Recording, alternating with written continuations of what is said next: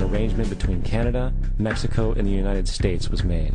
This arrangement, unannounced to the public, unregulated by Congress, merges the United States, Mexico, and Canada into one entity, erasing all borders. It's called the North American Union, and you might want to ask yourself why you've never heard of this. In fact, there is only one mainstream reporter who has actually heard of and has had the courage to cover this issue. The Bush administration's open borders policy and its decision to ignore the enforcement of this country's immigration laws is part of a broader agenda. President Bush signed a formal agreement that will end the United States as we know it, and he took the step without approval from either the U.S. Congress or the people of the United States. It's a deal that few have even heard of. It's being done again by very few people at the very top on behalf of the investment class, but the working class of people, political officials across our country, from communities, from cities and so forth, they don't know anything about this. This isn't some trade agreement. It is a total removal of sovereignty from these countries, which will also result in a completely new currency called the Amero.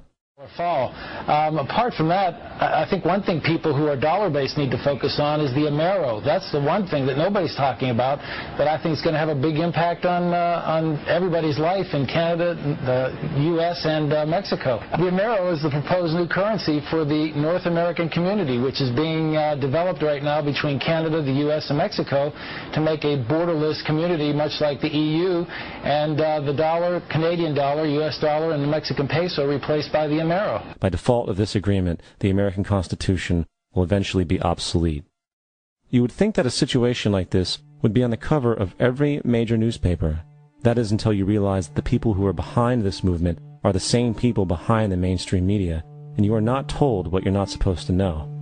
The North American Union is the same concept as the European Union, the African Union, and the soon-to-be Asian Union, and the same people are behind all of them. And, when the time is right, the North American Union, the European Union, the African Union, and the Asian Union will be merged together, forming the final stages of a plan these men have been working on for over 60 years. A one-world government.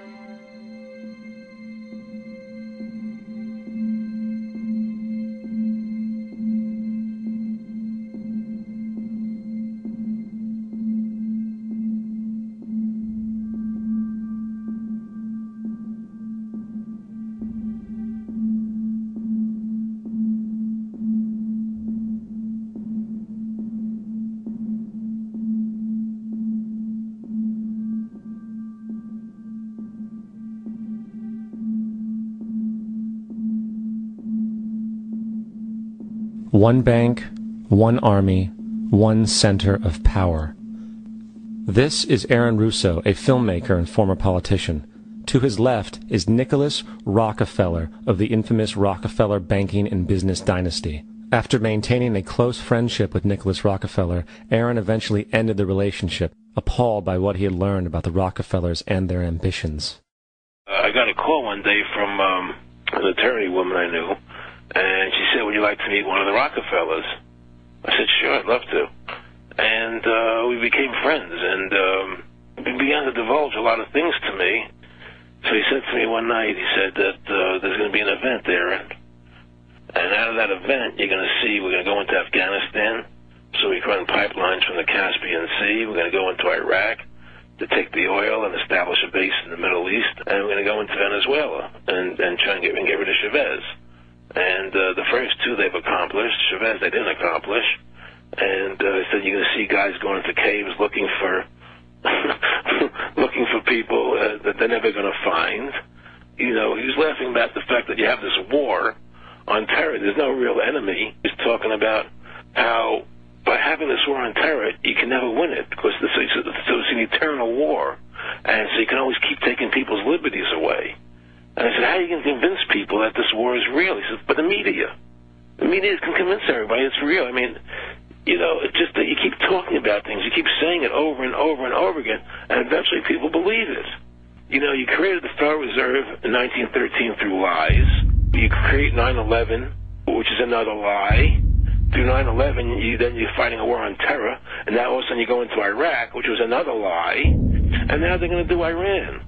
You know, and it's all one thing leading to another, leading to another, leading to another. Now, I would say, what are you doing this for? What's the point of this thing? You have all the money in the world you ever want.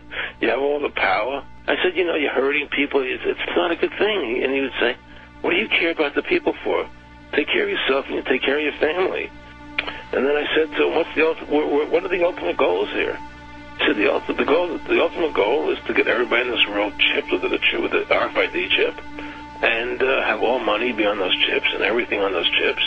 And if anybody wants to protest what we do or violate what we want, we just turn off their chip. That's right, microchipped. In 2005, Congress, under the pretense of immigration control and the so-called war on terrorism, passed the Real ID Act, under which it is projected by May 2008, you will be required to carry around a federal identification card, which includes on it a scannable barcode with your personal information.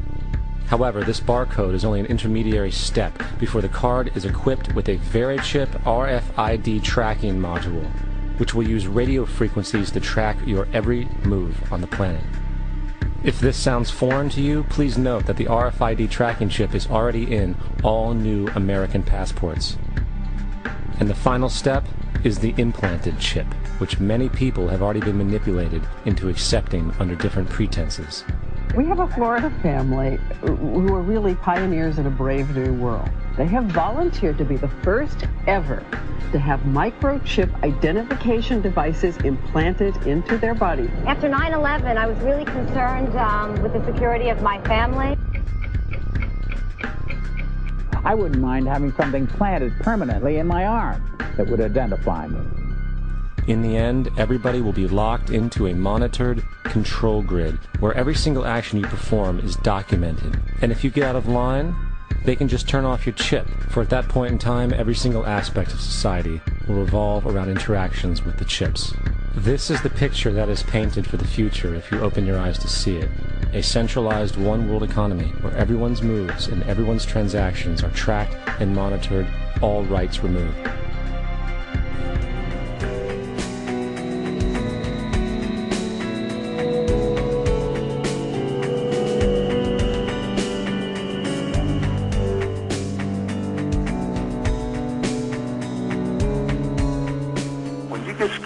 You'll get up to pretty early, and you're going to be scared enough pretty soon because they're coming after you. The New World Order is here, and they are coming after us.